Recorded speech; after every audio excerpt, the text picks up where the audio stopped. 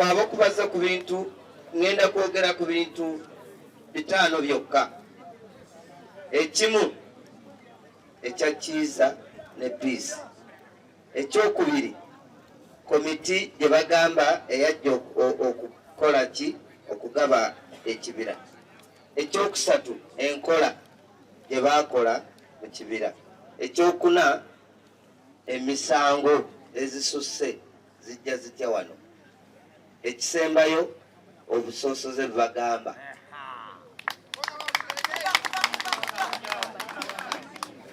Kiiza 2019 naga twasanyuka nnyo kuba yagamba abatuuze bakyalubanga mwenna mbawadde ettaka lino tebawaawo abatawanya ku ttaka kuba NFA yali ejjanga etawanya abatuuze. Era nze maama wange abeera ku ttaka kuno, nze sibeerako naye maama wange wali abeera ku ttaka kuno. Nzijukira mwaka 2007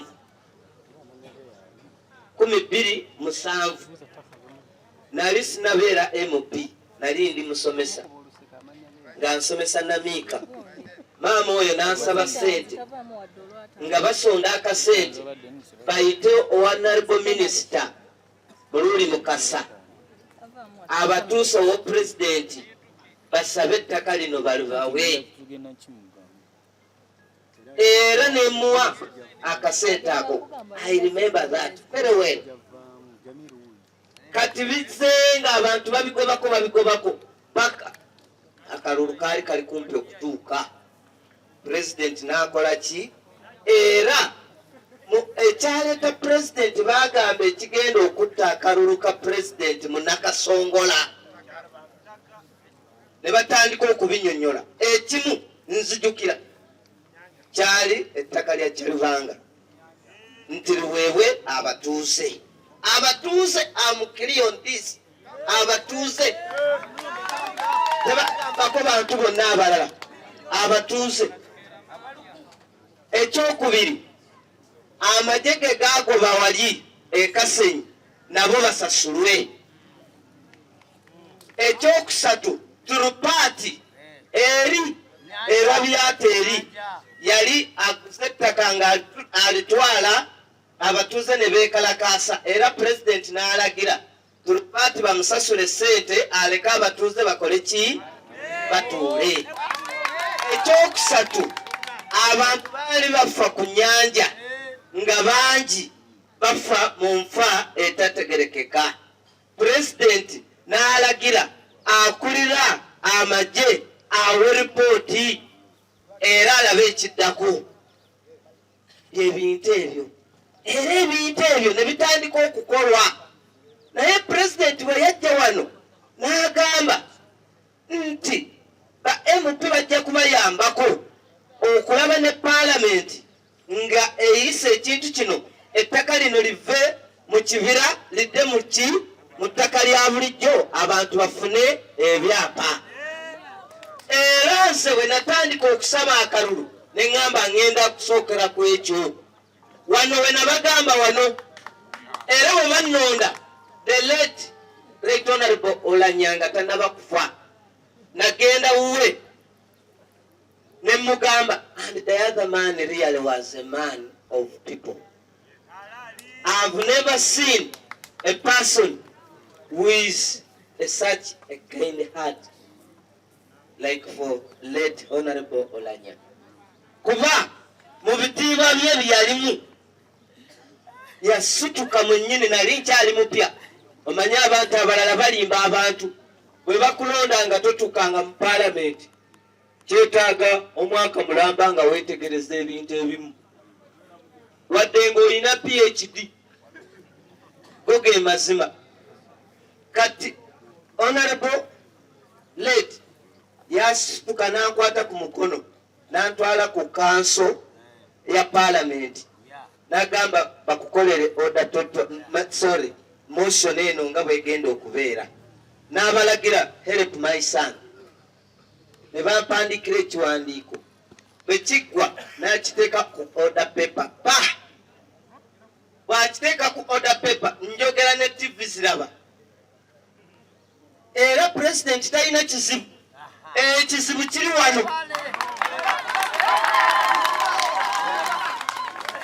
bwe bakiteeka ku order paper president n'atuyita and the right honorable prime minister Bibanja no late Olanya we sat down n'agamba musooke mugende abatuuze mubagambe bakozeze ettaka lyonna kuba kulu university yali eyagalako ku ttaka ly'ekibira naye ne parliament n'egaana n'agamba I pronounced myself before my people of Bururi if really the parliament rejects this one I will be ashamed as a president.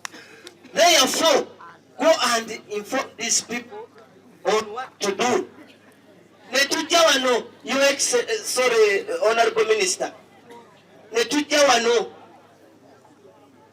Era Prime Minister yansaba ne numbers zonna z'aba heads of department ku district. Twalinamu n'ebizibu ebirala ng'amazzi gatutudde amadwaliro gonna gagenze enguudo amakubo nga mabi. Era nakubira LC5 ekibitaliiwo ne mugamba mpe namba ezo zonna lwaki namusaba yabazimpa kuba prime minister yali aŋŋamba nze mbayita ne mugamba abakulu abanene abo bonna ku district teri yampagira era teri yali ku side yange akaavu anaakawa obukulu so ne mugamba entalo gye ziri eyo nze bwe mbayita tebajja kujja honorable minister oba obayita mu nnyini ne musi LC5 kigula nampe ennamba ezo zonna nezimuwa n'abayita ne tugenda mu chambers za prime minister bwe twatuula ne tukkiriziganya kino nti tujje ng'abakulembeze ab'e Nakasongola tulonde olukiiko olugenda okulaba abatuuze nti buli muntu alage waayita kuba abatuuze baali batudde naye omuntu atudde ku kibanja tamanyi yika mmeka ze ntuddeko omuntu abeere ng'ategeera yika zaakola ki zaatuulako wano bwe buzibu we bujjira ffe twali tetunaba kujja nga ba MP twasanga LC5 nga komiti eya district bagikoze dda era nze bampita mu lukiiko nentuuka nembuuza mugambye Kasibante akiikirira LC5 mugambye Segawa akiikirira manya abatwalibwa amazzi mugambye Kaawa akiikirira Batuuze mungambye nti Balijura Benson akiikirira minisita Mululi Mukasa mungambye nti Luku akiikirira bakansala bonna ab'amagombolola agali mu gundi omwo mu kibira omwo bonna bakole ki babeereko ku kakiiko naye nga siraba akiikirira Honorable Sekyanzi nga siraba akiikirira Honorable Zawedde nga siraba akiikirira Honorable Olwa nga siraba kansala ow'e Byata omukyala nga siraba kansala ow'e Mpanga n'omusajja owa town council nga siraba chairman owaki ne babagaana naye ekintu kyali planned tugenda tufunye ekyokulya era nze lwakuba tubadde tutulina budde ndina flash bwe baali baŋŋamba okumpa miliyoni 2 ne yiika 2 nzikirize nve ku bintu bino amaloosi gonna ngalina era nagatwala paka ku poliisi kyova olaba abapoliisi abamu tebaliiwo era nejuuzi okulu ono wano wembadde njagadde obitegeere ntuuke ku point eno eyakkiiza okulu babawa summons emabega kumbaawo ewiki zakeera oyimeka ndowooza bbiri wiki singa bbiri baddukira wange ne bagamba honorable ate summons zino era batuyita tetumanyi kye twakoze kuba omulundi ogumu era baali babasibye ne mbuulira prime minister nga azze wali Nakasongola waliwo omukolo ogwaliwo bwe mubuulira prime minister na orderinga release ey'abantu abo era ne babata era nakati babadde babayise okubasiba bwe mmala nenkubira osi oba nakubira ne mugamba bwe mukwata abantu abo tugenda kuddamu ku ntalo ze tubaddemu sena nakugamba nenkugamba era naawe ojja kugenda bw'oba ozanye nangamba honorable simanyi sinze eyabawadde ki samonzi kirabika munna wange yabakoze eki let me ask him wamala namubuuza nangamba honorable yagize naye tebagenda bakwata wayiseewo abapoliisi era babiri ewange ne bagamba okula emisango zonna twazimugjeeko honorable zonna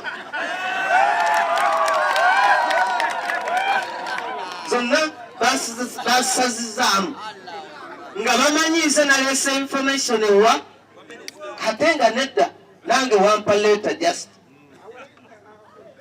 neŋamba mwansazizaamu ate lwaki nti twansazizaamu twalabye okulu mazima talina misango baziyiyawo biyiya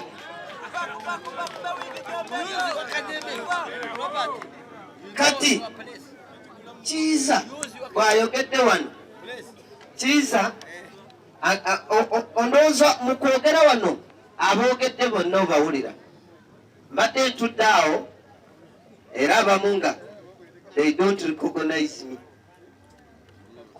nga tebandaba balaba RDC n'abalala naawe naye nze nga tebakola ki waliwo ensonga kuba njogera mazima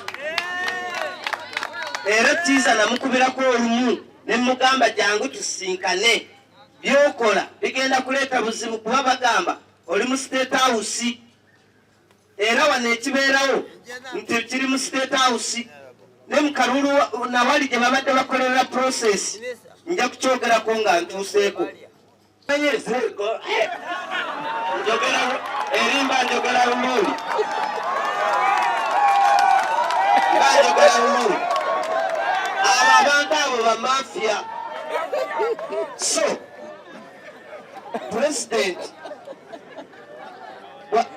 atugamba bulijjo nti tube n'omutima ogwagaliza ensi yaffe n'okweyagala n'okwagala buli muntu yenna naye pulezidenti bw'abanga ddala ge mazima gatugamba ddayo omugambe naawe yongerako kuba gwe minisita wa landizi yakuteekamu ng'akwesiga naawe nnyabo yakuteekawo ng'akwesiga okumuwa amagezi nkiddamu n'amawulire gano mugafulumya agalabe bw'abanga gwe mutima gwe nga mulungi nga bwe ngumanyi nga bw'atugamba eri okwagala bannayuganda akomewo wano atubuulire nti ettaka yaliwo abantu balala si batuuze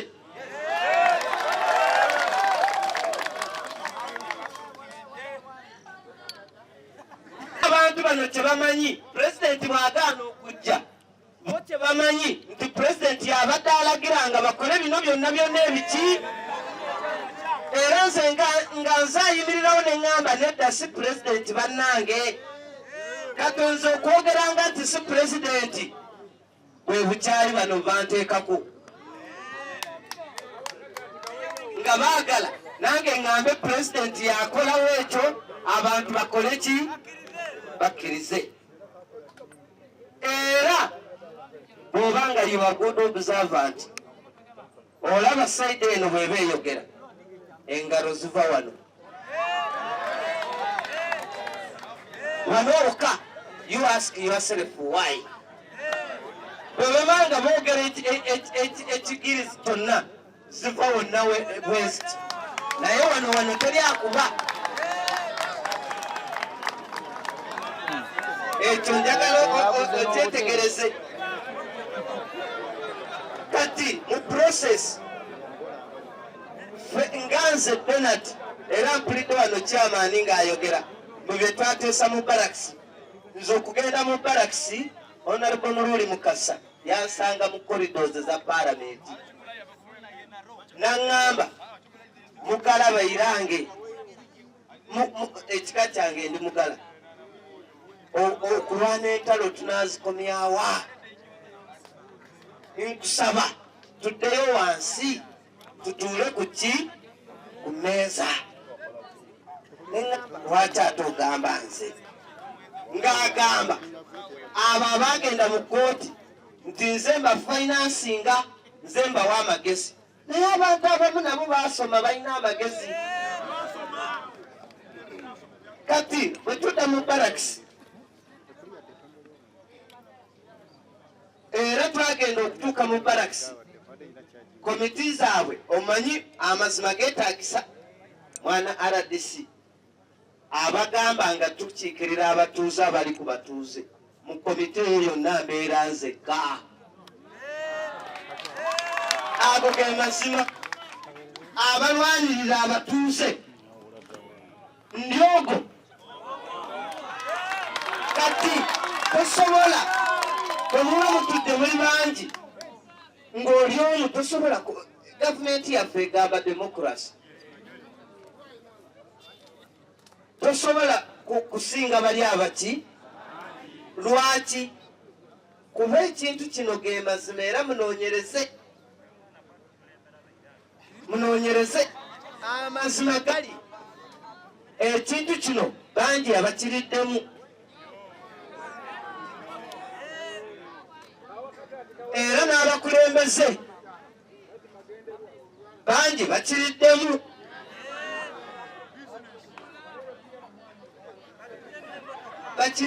bangi era bwe munaaleeta abanoonyereza obulungi bagenda kusanga nga bakugamba mukulembeze bwe wati yafuna wano abo abatuuze babimanyi ebifo byabwe babimanyi wadde nga wano ajja wano n'agamba nti ebyo politics biki naye babimanyi era bino kiiza nga ye lwakuba tajjayo mazima tayogera mazima kiiza singa oyogera amazima n'oyamba minisita ono n'omugamba kuba wano yagambye omu nze mbadde mpuliriza agamba teyagula ate mbu yagula seyazi bannange eno kampani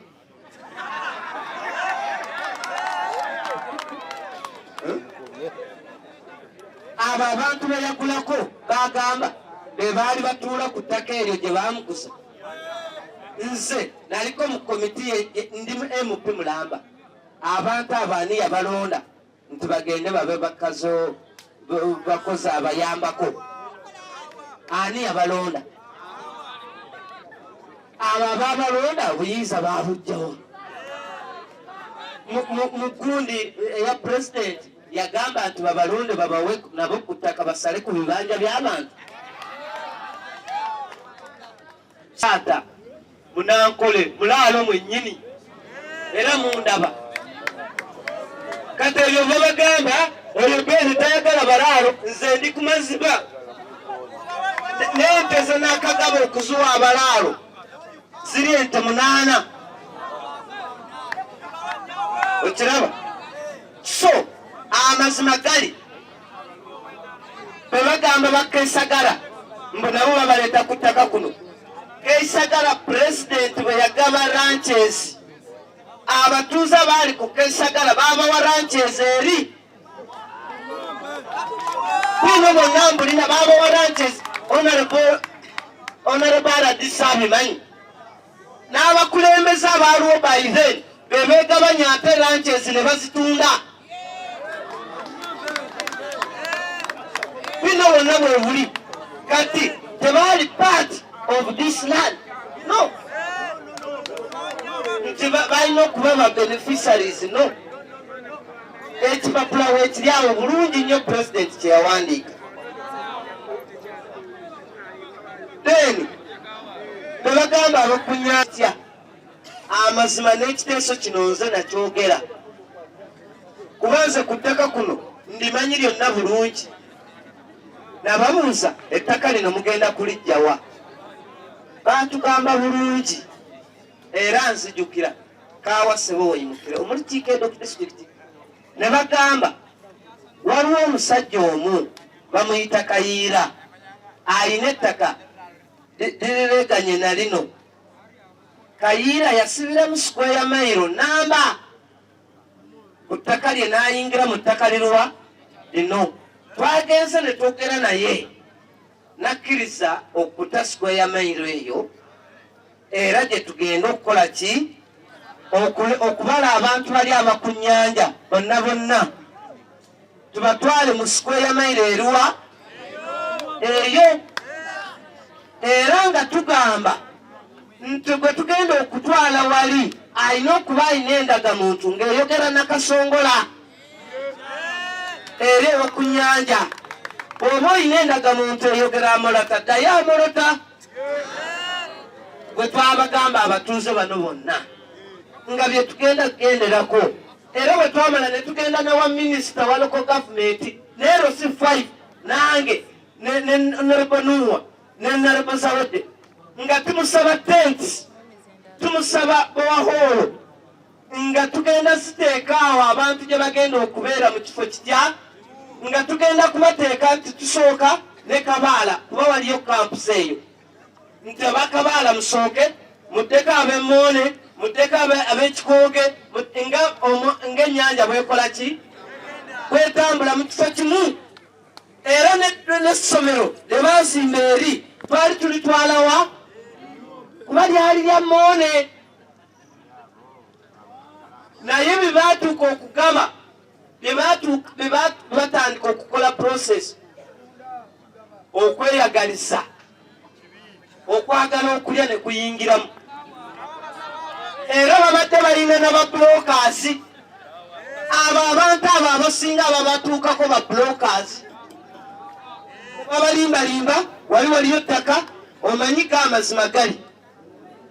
Omunankole Omunyarwanda yategeera nnyo mangu ku kigambo ky'ettaka akimanyi omugaso gwakyo. Talinganga baluuli bano. Era ye ku ttaka afiirawo akasente ke n'akakola ki. Naye omuluuli n'obwomugamba tunda ente eyo ogule ettaka takkiriza alaba ng'ente esinga ki. Era kyekizibu kyolaba kuno okukaaba kwe tukaaba kwonna byonna ojja kulaba byonna byonna bino ebya kooti bye bagamba malicious damage. Malicious damage ezawano ziri planned zitya. Kati ono DPC mupya bambi njagala kwebaza DPC ne gwe batutte amazima geetaagisa. Nono simanyi yakatuuka era mbadde simulabangako mulabye leero wano.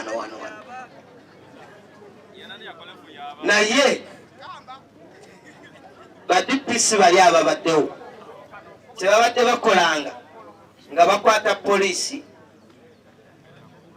nakubana abali wano oba beebo simanyi ne baleeta emmotoka n'ebikondo ne poliisi ne babaleeta ne basiba nga abatuuze ate ku mmundu. Ennimiro z'abatuuze zonna wonna ne basiba. Kati enkyo omuntu n'agenda n'akwatako oba ku sseŋŋenge bw'ati ne babanona bonna ne babayiwa muki mukomera nti malicious damage. For sure ettaka lyange ndiwangaliddeko myaka n'emyaka okuva bajjajja n'abajjajja. Gwe n'ova eri enkya nti lino ettaka lyange n'osiba mb'olijjeewa nti disitulikiti yempadde. Disitulikiti ki yo ebuyinza ebujjawa ebugaba ettaka. Pulezidenti byonna bye twasinziirako okukola bino byonna. Ekiwandiiko kya pulezidenti kigamba nti disitulikiti egende egaba ettaka. Tugenda kusaba nakyo bakisome wano nga bawulira. Era nze kyenyongerako ebyo binavaawo, zino court cases zino tezigenda kubeerawo. Bwe bakwata abazeeyi bano nabyogerako na luli. Muzeeyi yali ava mu ddwaliro n'omu. Amazima lwakuba ndi musajja, omuvubuka abadde ayogeraawo nkabye n'amaziga. Omutuufu olaba abantu nga babonaabona n'owulira ennaku ku mutima. Naye nga amazima ekizibu nga kiri ku bakulembeze baffe. Bwe baakwatanga abantu abo, DPC kikoze obubi taliiwo. Bwe nagendanga wa DPC yaŋŋambanga, genda wa RDC bwanzikiriza oba Muluuli Mukasa ngambata. Kuba be baŋŋambye mbakwate. Leero si 5. Recording zonna nzirina. Wadde babbye essimu yange. Era essimu yabadde muufu kuva eno ku disitulikiti gye mmanyi. Kuba gwobimanyi essimu esobola okubulira mu baasi ya paalamenti kweri. Kuba yabula olunaku lwe twagenda mu State House nga caucus. Okimanyi tuzireka ku reception oba mu baasi bulijjo. Naye nakomawo mu baasi ng'eyange yokka yeetalabikako. Naye az'abalala bawonalebo nga gyeziri. Naye kye nakola nange obwino nali mbuggyeko ku ssimu nga mbuteese ku mafulaashi. Era kwebiri fulaasi tebajja ziraba. Bwe baba bawakana nja kubipuleyinga buli muntu awulire obwino bwennyini. Kuba emu fulaasi nagitwala nkugambye ku poliisi ekwasisa amateeka ku bapoliisi. Nabawa era ne bagipuleyinga ne bawulira kyova olaba era kasita baawulira DPC ne bajja ne bamukola ki? Ne bamugjawo.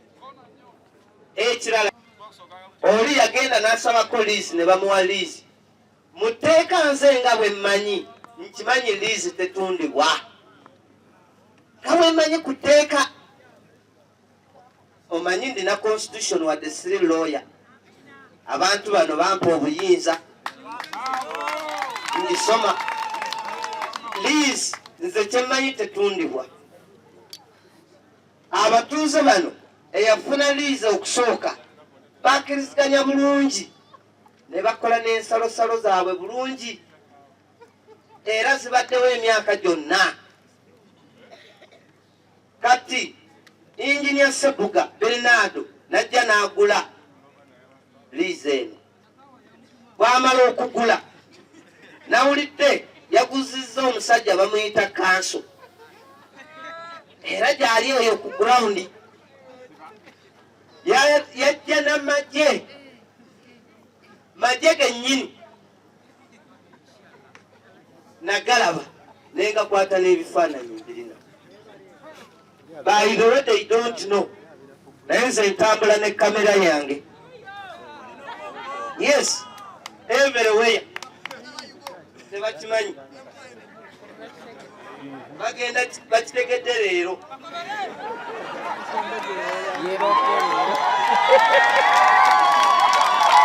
So ng'alina abasirikale ne basiba abantu nga boolaba ennimiro zaabwe kasooli yenna. Naye ng'okuva edda nedda abantu bano batudde tebalina buzibu bwonna. N'oli eyagira liizi nga kwe bali balungi. Naye ekiriwo era bw'otuukayo ku ground lwakuba obudde butukutte nabadde njagala ntuukeyo olabe nga bagamba ono teyawagira Sebuga ono yawagira Beni. Ne bajja paka ku lujja ku nnyumba ono yawagira Beni.